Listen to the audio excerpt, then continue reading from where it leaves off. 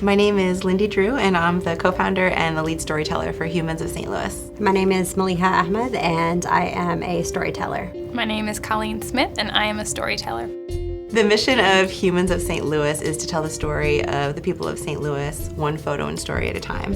And so we try to incorporate issues about social justice and public health and the arts and try to promote engagement in the community and awareness about people's lives as well as civic engagement.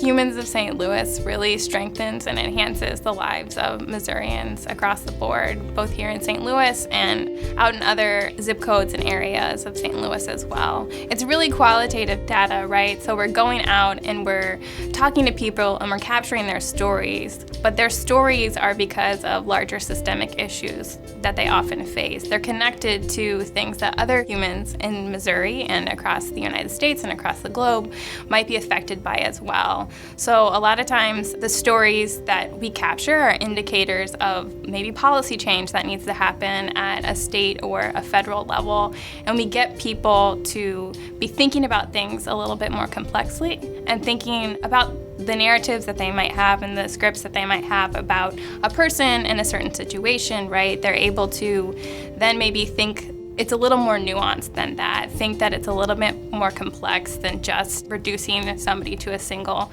stereotype. When we humanize people, it's really hard to not like them, right? It's really hard not to feel some level of compassion and empathy for another human being. So our work with Humans of St. Louis is so important to the society, specifically the St. Louis region, because we're able to have difficult conversations, we're able to engage in these difficult topics, and that's really important to share different perspectives. It's important to show the complexities of our society and the complexities of humans. It shows the diversity of this city, and it shows the diversity of this region, and not just the visual diversity of race and religion, but also the perspectives and the political perspectives that people have and the viewpoints that they have.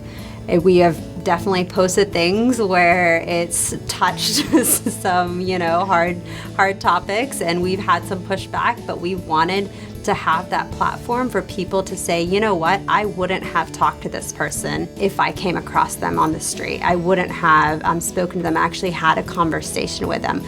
But now I'm able to hear at least a glimpse and see a glimpse into their life. And even though we are all different and we're recognizing those differences, it's important.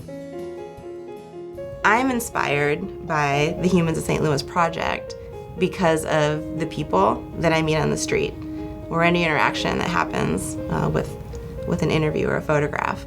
I came here from Phoenix, Arizona about 6 years ago, and when I started this project, I didn't know a lot about St. Louis, but I came here for an education, and I ended up getting an education not just in the university's walls, but also on the street.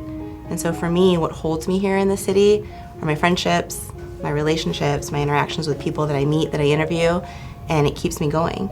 And so I feel like it's the people that keep Humans of St. Louis really going. It could be the subject, but then again, it's also the audience that steps in to have these rich conversations every time we release a photo story. When my partner and I started this project, we didn't think it would grow the way that it has, but we'd like to see it keep growing. And so since then, we've been able to establish a board of about 5 people.